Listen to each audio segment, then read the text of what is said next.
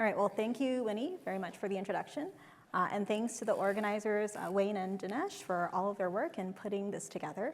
It's been really wonderful to hear everything this week. I first met John Tate in the fall of 2005. I was a senior here at Harvard, working on my senior thesis. And I think it was Dick Gross who mentioned to me one day that John Tate was visiting. And he suggested that maybe I send him an email and maybe I could meet him and ask him some of the questions about things that I had been reading. And so I wrote this email, and John Tate very kindly wrote back. And so I went up to his office in Berkhoff Library, and I asked him my questions. And he very generously and patiently answered all of my questions.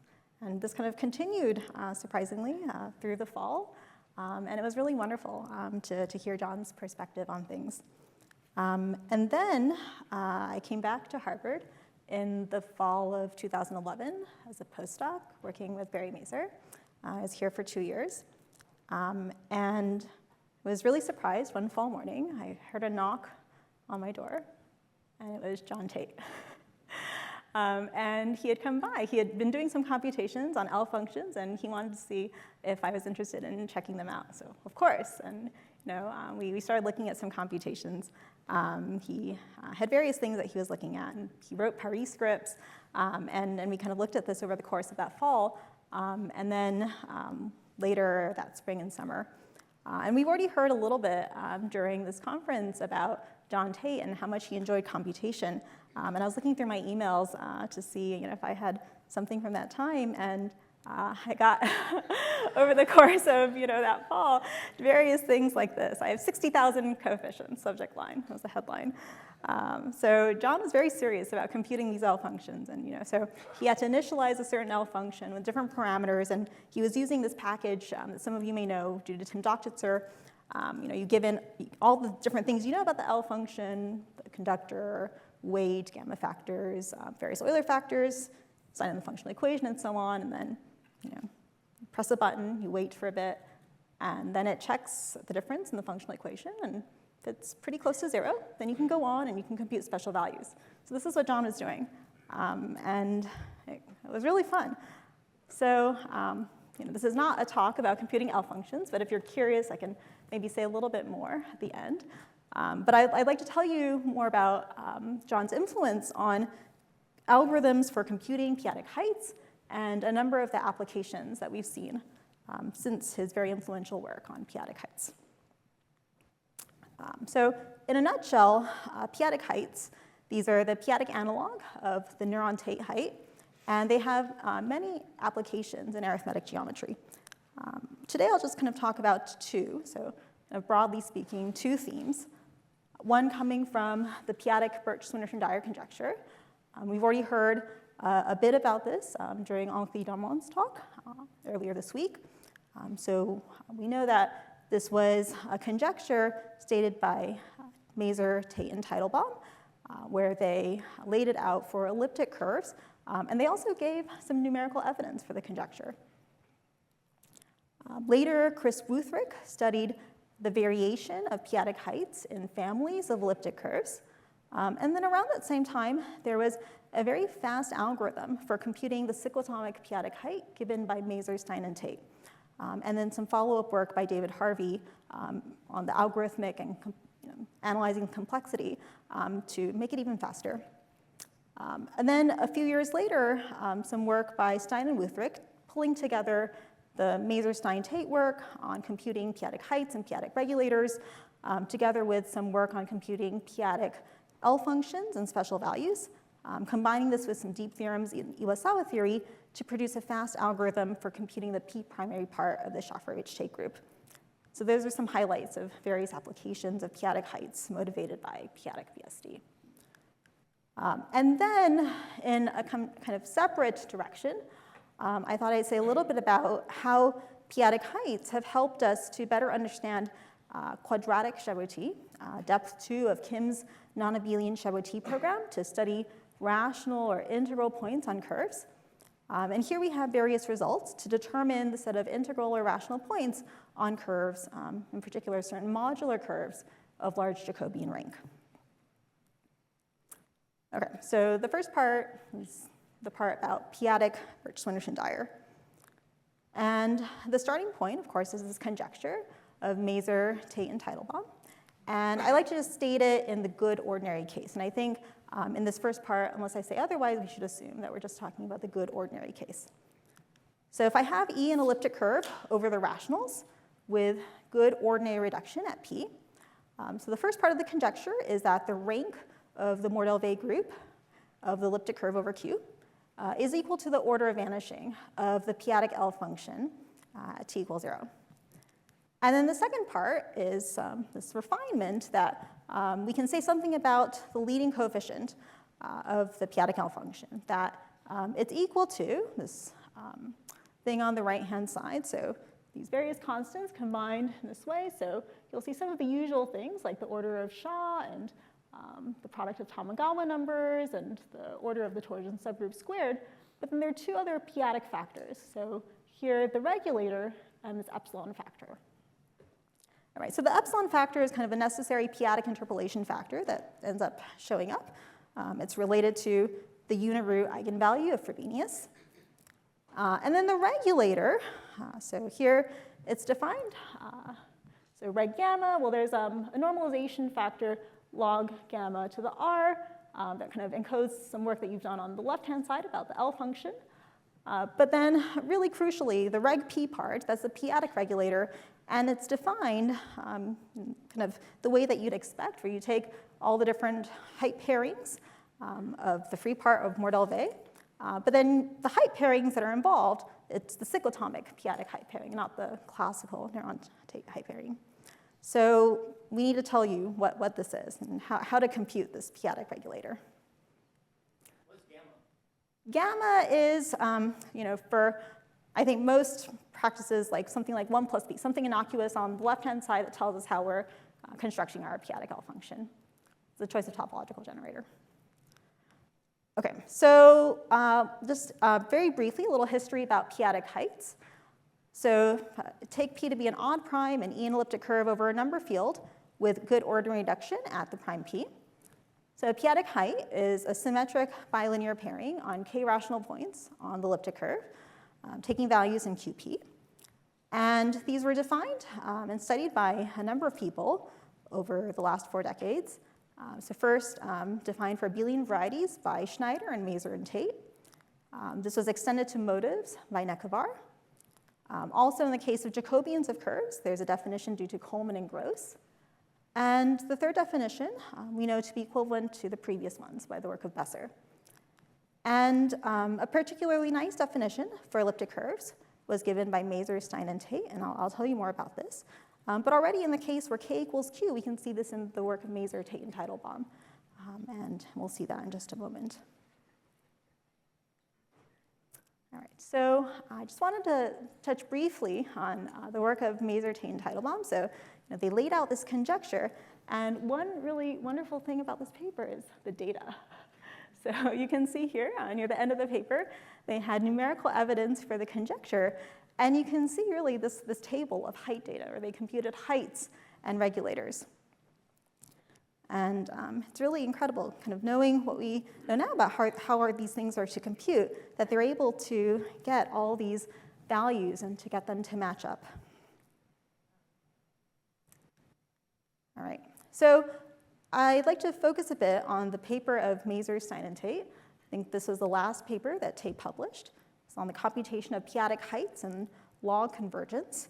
And it's about giving an algorithm to compute p-adic heights on elliptic curves over a number field k, and how to do this in a very fast way. And let me just kind of tell you the objects that are involved. So to state this over Q, I'm going to take an elliptic curve over Q and P a good ordinary prime for the elliptic curve, and a non-torsion point, P, that has to have certain properties. And then I'll tell you how to relax those properties in just a bit. But we're going to assume that that non-torsion point reduces to the point at infinity, mod P, and to the connected component of the neuron model, all special fibers, in particular at the bad primes L. And then the global cyclotomic p-adic height is given by this formula. So it's 1 over p log p and then the p-adic sigma function of p divided by d of p. These are the two main objects that we need to understand to compute this height. Okay, so what are sigma p and d of p? So sigma, that's the p-adic sigma function. This was studied in the work of Mazur and Tate. I think they gave something like 11 different characterizations of the sigma function. And so here's just one of them, but this is one that we use in practice. So it's the unique odd function. It starts off as t, and there are more terms, but some power series with coefficients in zp. And it satisfies the following p-adic differential equation. So what are the objects that are involved here? So on the left-hand side, we have x in the formal group, so x of t. This looks like t to the minus 2 plus higher order terms. Then there's some important p-adic constant here, some p-adic integer, and I'll tell you a lot more about this in just a bit. And then on the right-hand side, well, we have sigma, the thing that we're trying to understand, and then various d's here. And then, so these are just differentials. And then omega, well, this is a fixed choice of invariant differential. Now, separately, there's the denominator function. So what I mean by that, well, if I have a point, a rational point, I can think of it as a over d squared, b over d cubed, and then the denominator, I'll just say it's d. And maybe you're worried about the choice of sign there, but if you kind of go back to this formula, well, we're taking log of whatever that is, so that sign will wash away. Okay. Invariant differential, do you mean like invariant differential without the dx or something? So I mean something like, if I have a Weierstrass model, with the usual A invariance, like dx over 2y plus, a1x, the thing that you usually have. So you'll see very explicitly what this is in a moment. But if you have y squared equals, the short cubic, dx over y. That's all I mean. I mean, like, can you like divide by dx? Maybe I'm being stupid. So you'll want to rearrange this. So to kind of solve, maybe what you have in your head is, this is like dx over y, and you kind of move things around, right? And then you're going to want to integrate to get rid of your other d's. And so I apologize for the collision in notation of the d's here and all the d's floating around for denominators, but I hope it's clear what we mean. Okay. Thanks so much. Sure. Okay, great. So now you'll remember the point had to have certain properties, right? So we were saying it needed to reduce to 0 mod p, and it needed to reduce to the connected component of the neuron model at all bad primes. And so that's kind of restrictive, but you can scale so that your point has those properties. And so if you want to extend this to the full Mordell-Weil group, well, you can. Just use the fact that the height function is quadratic. And then we have a symmetric bilinear pairing given in the usual way. Okay, so we are all going to compute a p-adic height today. Okay, so just to make things concrete, take the rank 1 elliptic curve of conductor 37. So this is known as 37.A1 in LMFDB. And we have a generator for E of Q given by 0, 0. And we're going to compute this 5-adic height. 5 is a good ordinary prime. Okay, so we have to check what happens at 37, but Tamagawa there is 1, so we're good. We need to reduce to infinity, right? Point at infinity mod 5. Okay, but the point doesn't do that. It has order 8, so we're going to take 8 times the point. And so that's the point Q that we're going to actually compute the height of, and then we're just going to use this fact to get the height of P. Okay, so the first thing that we need to do is compute the height, the denominator of Q. All right, so what's the denominator of Q here? 5, great. Okay, so we have 5. Okay, well, the sigma function part is harder, so we'll do that part together. Okay, so this will need to solve some differential equation, right? And so I'll kind of walk you through that. Okay, so the 5-adic sigma function, with a bit of work, you'll get that it's, so we know that it starts off as t plus higher order terms, and I'll just tell you that next term. It looks like minus 1/2 c, where c is that important constant. So I told you it was some p-adic integer, and it turns out that it's related to the special value of this weight 2 Eisenstein series. So it's minus 1/12 of the special value. And I'll tell you something more about that in just a bit. But for now, let's just assume we know that that's the value of c, and then we'll kind of go forward. So we have this expansion for sigma, and we can plug in the parameter associated to q. So here it is. So remember, q was this point, and so just take minus x over y, and that's the value that we plug in. And so we get that the associated sigma value is here, and then we're basically done. So we take log of that sigma value over the denominator, and then that's the height of q. And then just divide by 64. So there's a p-adic height. Okay, we've all computed a p-adic height. Great. Okay, so this value c. So where does it come from? Okay, so we fix our Weierstrass model, just the usual thing, and then here's the choice of invariant differential omega associated to that.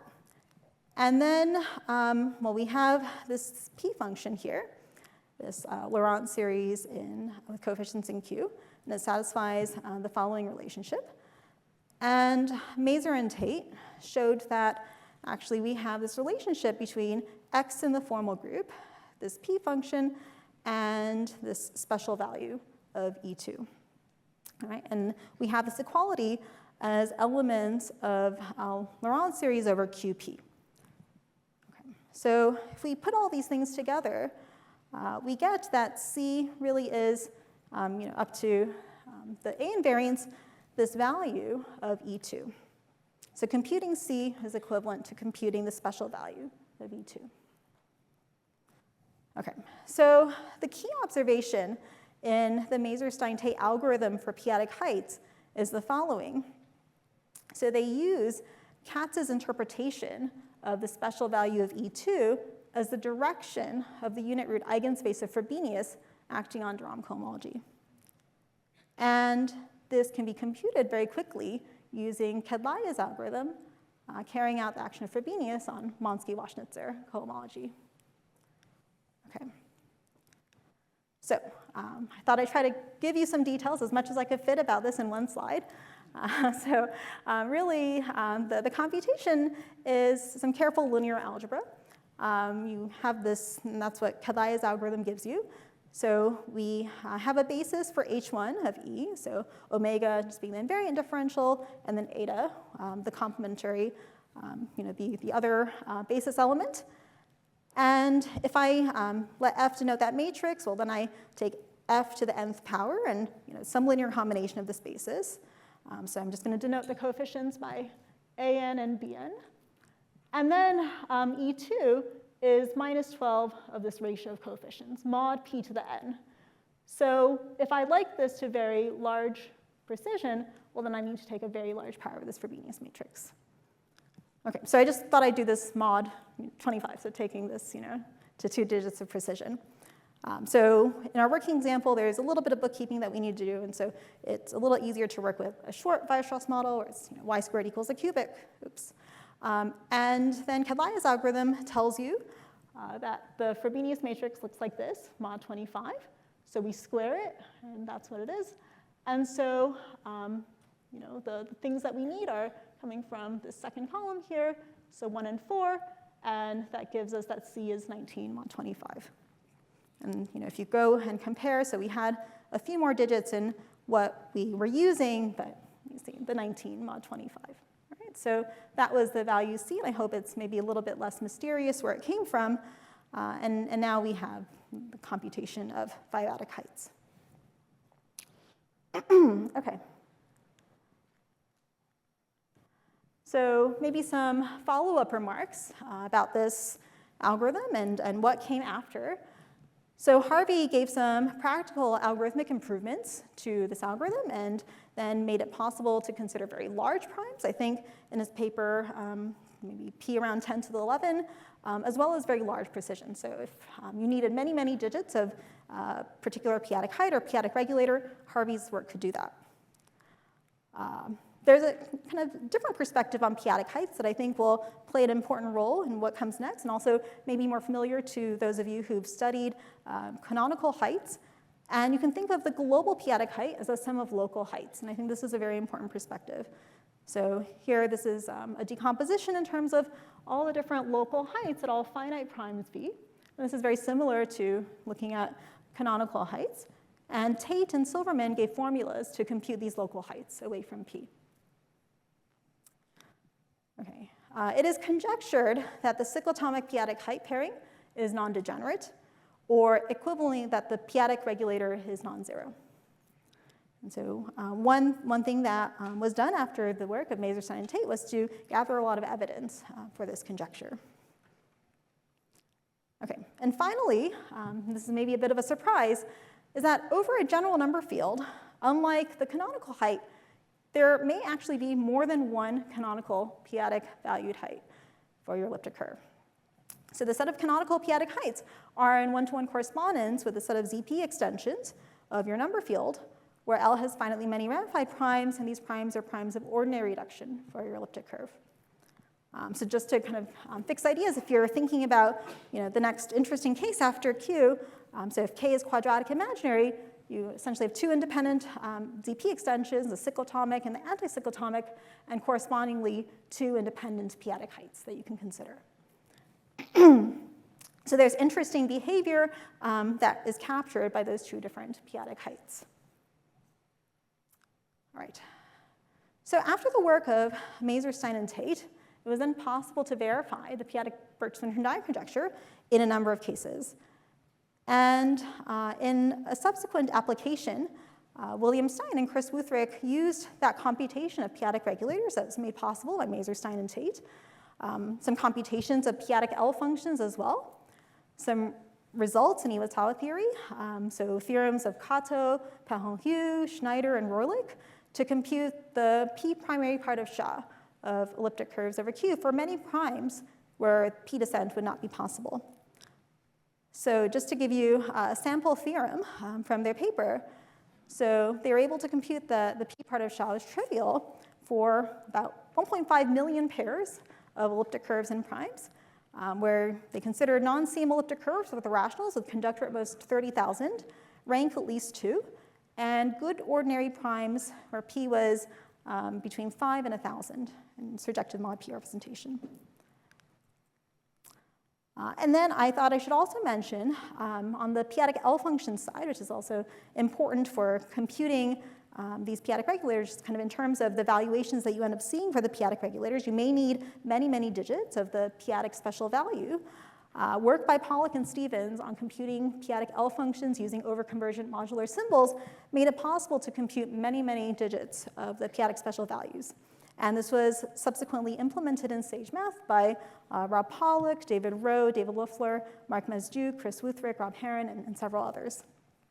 So there's really been a lot of work on computing these p-adic objects in the intervening years. Okay, now kind of inspired by Tate's work, one can also study p-adic BSD in higher dimension. And here the p-adic heights that are needed really come from the work of Coleman and Gross, where they study p-adic heights on Jacobians of curves. So maybe just very briefly, if you'd like to compute the p-adic height of two divisors, the pairing between D1 and D2, there's a certain normalized differential, the third kind, that you associated to the first divisor. And so it has simple poles along that first divisor. And then you integrate along the second divisor. And that's the local height at P. And that's the Coleman-Gross definition of that local height at P. And then away from P, you again compute some local intersections, just like you would if you're computing local heights and the neuron Tate height. And then you put everything together, depending on the choice of Idel class character that you're considering. Okay.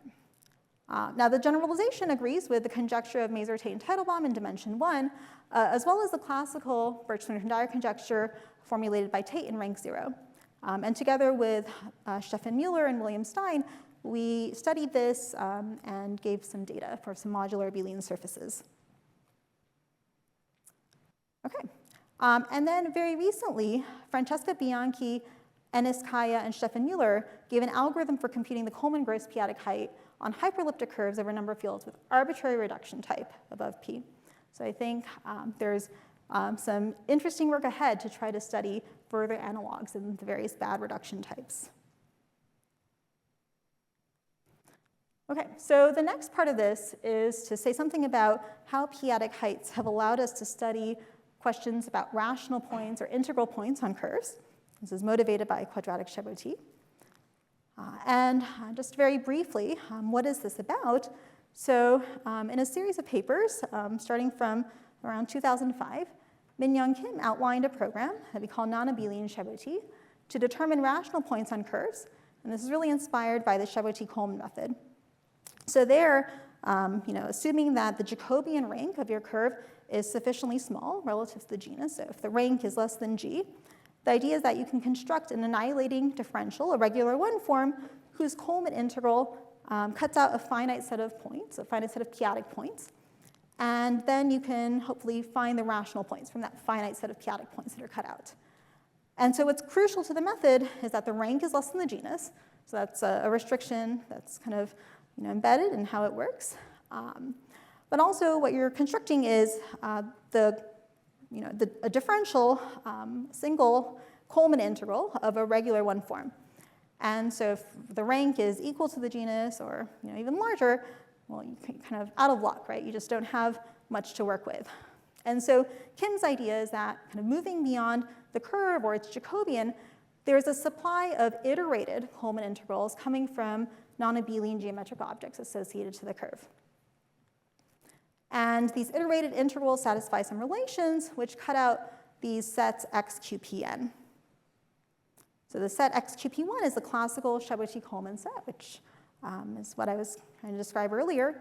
And the second set, the depth 2 set, is called quadratic Chaboty. So a little bit of kind of motivation for some of the objects that appear. So this is some work that we did together with Kedlaya and Kim. So here the setup is we have a punctured elliptic curve of rank 1. And for simplicity, I'm going to assume that it has Tamagawa product 1, and it's given by a minimal model.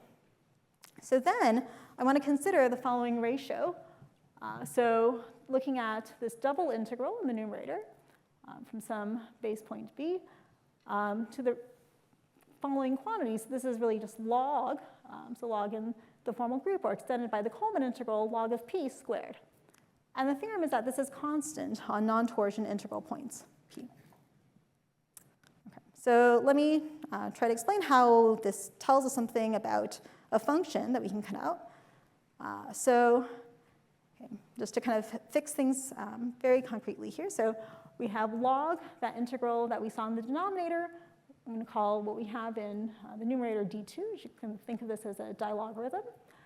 And so my elliptic curve, I'm going to assume, is given in this form. It has rank 1 and square-free discriminant. And then I'm going to fix that one integral point p, and then consider its ratio.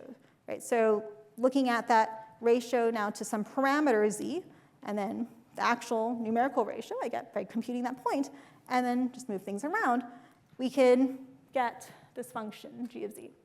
Right? So we have d2 to that parameter, and then whatever the value of log squared of that fixed point is, minus d2 of that point times log squared of z.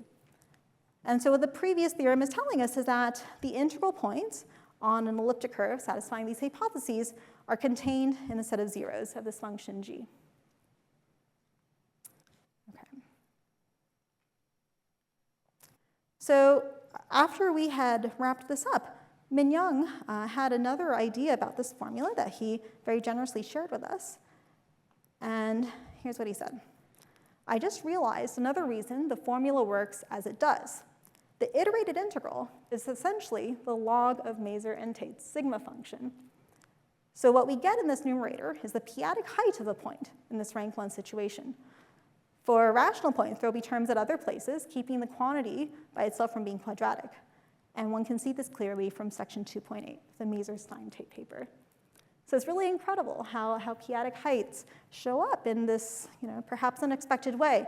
But this really ended up motivating a lot of the work that we ended up doing in quadratic Chaboty, that connection to p-adic heights. Okay, so in very broad terms, here's what we're trying to do in quadratic Chaboty. So we use the fact that the global height has an interpretation in the following way. So first, it has this decomposition in terms of the local terms, so local height at p, and then the local heights away from p. But then we also know that the global height as a pairing, it's a bilinear form, and we can rewrite it in terms of certain locally analytic functions given by Coleman integrals using known rational points on the curve. Now, there's something kind of special that happens at P, the local height at P, that's essentially a solution to a certain p-adic differential equation. And maybe what you want to kind of keep in the back of your mind is the p-adic sigma function showing up as the solution to a certain p-adic differential equation. So essentially, the p-adic sigma function is giving you the local height at P, if you were to think about the local heights on elliptic curves over Q. So log sigma is really that local height at P. And then away from P, there's some finite number of local height values. If we look at rational points, in some nice cases, this is just the value 0. But we can't always, that doesn't always happen. We can't always do that. But maybe we can control that term in some way. Okay, so what we like to do is to take the things that we can rewrite in terms of Coleman integrals and to move them to one side. So we have the global height on the left. That's, if I restrict it to the self-pairing, that's a quadratic form. And I'd like to rewrite that as a p-adic analytic function using Coleman integrals. And then the local height at P, well, that's, again, essentially some double Coleman integral. All right, so I move things around, and now I have something on the left that's just entirely in terms of Coleman integrals, and then something on the right that's just some finite set of values that maybe I can control in some way. So I take this thing on the left and expand it as some power series locally and residue disks, and then I set it equal to each of the values on the right-hand side. And then, if all goes well, I solve this equation involving power series, and then I get some finite set of points that I can then test to see, are these the rational points? Okay, so the first theorem after this work for punctured rank 1 elliptic curves was some work that we did with Besser and Mueller. So here the setup is I have a hyperelliptic curve over the rationals with on-degree model, and the rank and genus are equal and at least 2. So I'm going to try to, there are a lot of terms going on, so I thought I'd try to color code them to make them easy to spot. So I have the integrals of the regular one forms omega I. Those are fi, and I'm going to assume that they're linearly independent. And then I have some finite set of values in QP, so that's my set S, and some constants alpha ij, p-adic numbers that come out of some linear algebra. And the statement is that this function, so given by this double integral here minus this linear combination of products of I, f, j, this takes values in this finite set S when I restrict to integral points on this affine curve. Okay. So what are these terms really? Well, the product here, this is relating the global height to a basis of quadratic forms given by these products of single integrals. And then the local height at P turns out to have an interpretation like this. So if I restrict to the self-pairing of x minus infinity with itself, omega I just being the regular one forms here that we see, then we have the dual basis under the cup product pairing, and that's omega I bar. And so it turns out the local height at P can be written as a sum of these double integrals, omega I bar. Later on, Dick Gross remarked to me that this idea of computing this local height pairing of x minus infinity with itself, this idea already showed up in Tate's letter to Sayre in 1968 on computing local heights on elliptic curves. And Dick also was inspired by that idea, and that led him to extend the pairing to divisors of common support when he was considering local heights on Jacobians of curves. All right, so we can extend this in various ways. And one theorem, together with Dogra, is about finiteness of the quadratic Chevauty set. So in the setting when the curve over the rationals has genus 2 or more, and the rank of the Jacobian is less than g plus the rank of Neuron-Savary minus 1, then the quadratic Chevauty set is finite. And we gave a formula for bielliptic genus 2 curves, so genus equal rank equal 2 in kind of the interesting way where the two elliptic curve factors each have rank 1. And together with Stefan Mueller, we used it to determine the QI points on x0 of 37. I just wanted to kind of briefly show you what that formula looks like. It shares a lot of features with that first formula for rank 1 elliptic curves. But there's a little bit more setup involved. So I'm just going to fix a model for the bielliptic genus 2 curve, and so that's what it looks like. And I'm going to write down the 2 elliptic curves downstairs, E1 and E2. And then I have the maps, F1 and F2, to the 2 elliptic curves, E1 and E2. All right, so we're going to fix a prime of good ordinary reduction. And if we're working over an imaginary quadratic field, we're going to take a split prime. Okay, so then we have to set a few more things. So we're assuming that each of the elliptic curves downstairs each have Mordell V rank 1, and so we're going to find some points of infinite order. So we do need to know points of infinite order on each of those 2 elliptic curves ahead of time. And then we're going to write down the constant given by the global height on each of the elliptic curves, divided out by log squared, essentially, up to a constant.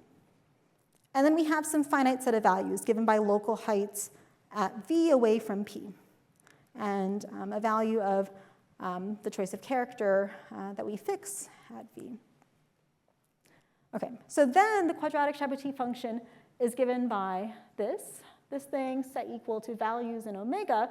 So omega, again, is just a set of local heights away from P.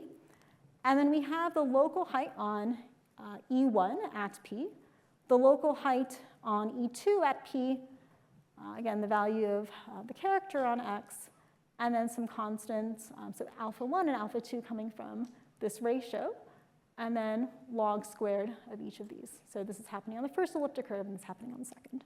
But you can kind of see the 2 elliptic curves and how this kind of feels very reminiscent of what we saw in rank 1 for just 1 elliptic curve. Okay, so this formula involves a number of double integrals, and computationally it's a bit expensive to compute with. So in her 2019 DPhil thesis, I thought I'd mention that Francesca Bianchi translated all these functions for bielliptic genus 2 curves from double integrals to Mazur and Tate's p-adic sigma function. And that made all the difference, because that then gave a very fast algorithm that she was able to use to investigate a conjecture of Kim for many, many elliptic curves. And then she identified some unexpected algebraic points in the quadratic Chaboty set, and this was a bit of a surprise. Well, so there's a conjecture of Kim that, if you go sufficiently far, x QPNs, then you should get finiteness first of, eventually the x QPN. But then there's a further conjecture that if you go sufficiently far out, this should just be the set of rational points. And, the maybe one hope is that, well, if you have one function in the quadratic Chaboty locus, certainly you have finiteness. But if you have 2 functions, maybe you just have the rational points. And so she had 2 functions, and she found some extra algebraic points that were not rational. And so that was a bit of a surprise. But she gave very nice explanations for why these points should occur. OK, so then in some follow-up work, Bianchi and Juana Padarariu, both of them gave some improvements and then applied this to study rational points on several hundred curves in the LMFDB. All of genus 2 and bielliptic. Okay, so more generally, we'd like to study quadratic Chaboty on various modular curves and other curves that have rank equals to the genus. And we know that we have finiteness once we're in the setting where the rank is equal to the genus and the Néron-Sévère rank is greater than 1. But in all of this, the difficulty is coming up with functions and making this computationally effective. So, the philosophy is that all of this comes from p-adic heights. The local height at P has some interpretation in terms of the solution of a certain p-adic differential equation. And there's some number of constants that you have to be able to compute in terms of a supply of known rational points. Assuming all these things line up, then you may have an algorithm for computing a finite set of points that contains your set of rational points. So to compute these functions, we move to Nekovar p-adic heights of certain Galois representations. And the idea is for every rational point, there's a certain representation that we construct, AZX. This depends on the choice of a correspondence that we have given by non-trivial elements of this kernel, Néron-Sévère of the Jacobian to Néron-Sévère of the curve. And we have such a correspondence when the rank of Néron-Sévère is greater than 1. Then we have the composition of the height in terms of local heights. The local height at P is a computation involving some p-adic Hodge theory. And then it turns out that for many curves of interest, the local heights away from P are trivial. So one instance of this is that if x has potential good reduction at V, the local height at V is trivial. Okay. So again, we use this local decomposition of the global height of AZX is the sum of the various local heights of AZX. The local height at P extends to a locally analytic function by the work of Nekovar, and we have a quadratic Chaboty function. So if I kind of accumulate all the different hypotheses we need to make this work, this is work with Nitin Dogra, Stefan Müller, Jan Tautmann, and Jan Vank. So we need the rank of the curve, the rank of the Jacobian of the curve to be equal to G, the rank of Narron-Severi to be greater than 1, the p-adic closure of the Jacobian, the Q points of the Jacobian to a finite index in J of QP, some control of local height. So we don't need that the curve has everywhere potential good reduction, but we need some way to compute the local heights away from P. And then a supply of known rational points on the curve to fit the global height pairing in terms of a basis of bilinear forms. So if we can compute two things, then we're good. We have an algorithm. So the first is the computation of the local height as a p-adic power series on each residue disk. And then the second is an evaluation of the global height for the supply of known rational points on the curve. Okay, so with Dogra, Müller, Tautmann, and Vank, in two papers, we did this for various modular curves over their rationals with genus equals rank. We studied a number of Acuin-Lehner quotient modular curves, and this was greatly facilitated by Noam Elkies computing various models of these Acuin-Lehner quotient modular curves. And we also studied a number of other curves, so rational points on the split Cartan curve of level 13, which turns out to be isomorphic to the non-split Cartan curve of level 13. And this is a curve that arises in Serre's uniformity problem, as well as some curves that were motivated by the problem of classifying L-adic images of Galois. So this is work of Rouse, Sutherland, and Zurich-Brown, studying Mazur's program B. So among these curves, we were looking at the curve of level 13 with S4 image, and then non-split 17. And this finished the classification of 13-adic and 17-adic images of Galois. And all of this is available on GitHub. If you have a favorite modular curve that you'd like to try, please take a look at the code. So it's written in Magma for various reasons, but you can find it linked in the second paper, the one in 2023. Okay, and then just to kind of finish up, most recently, together with Alexander Betts, Daniel Hast, Ashraya Jha, and Stefan Müller, we've combined quadratic Chaboty with restriction of scalars. This allowed us to study a certain smooth plane quartic over Q zeta 3. And we showed that, well, it has 13 Q zeta 3 points. One thing about this curve is that it has Jacobian rank 6. But you may be wondering, well, why? What makes this smooth plane quartic so interesting? And so the answer to that is that Rouse, Sutherland, and Zurich-Brown gave a degree 3 morphism from non-split 27 to this particular smooth plane quartic. So non-split 27 is a genus 12 curve, and in theory, so genus 12 and Jacobian rank 12, and theoretically, it should be possible to apply the techniques that I described. But computationally, there is a big difference, and one can't actually do the computations on the genus 12 curve directly. But they found this really neat curve, this smooth plane quartic.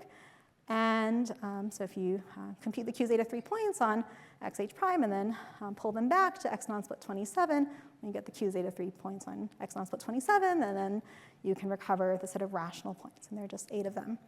And this completes the classification of 3-adic images of Galois after the work of Rouse, Sutherland, and Zurich-Brown. Is the R equals G condition necessary, or can it be relaxed to something like some quotient of the Jacobian has, some isogeny factor of the Jacobian has R equals G? Indeed. So there's work of Nitin Dogra and Samuel Lafforne where they do exactly that, where you can apply quadratic Chaboty to an isogeny factor that satisfies the quadratic Chaboty hypothesis.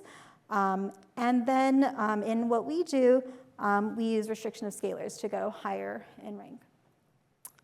Okay, so I think I'll stop there. Thank you very much for your attention.